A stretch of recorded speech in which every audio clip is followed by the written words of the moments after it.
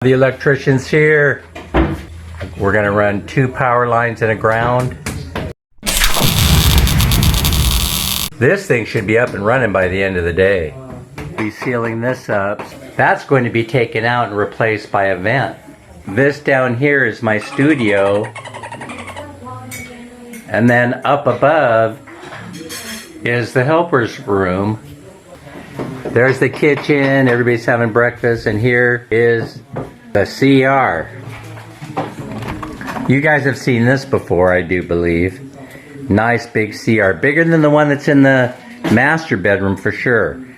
But I like our little bathroom that's in our master bedroom. I think it's fine. Yeah. There's the back door. There's the back 40. And the fence. 6.5 hours later. It's a very clean install so far. What are you doing in my swamp?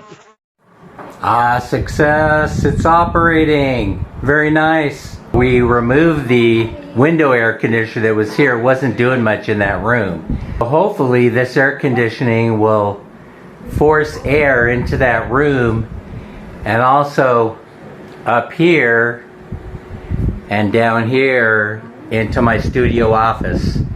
I hope you enjoyed this video, and I'll see you on the next one.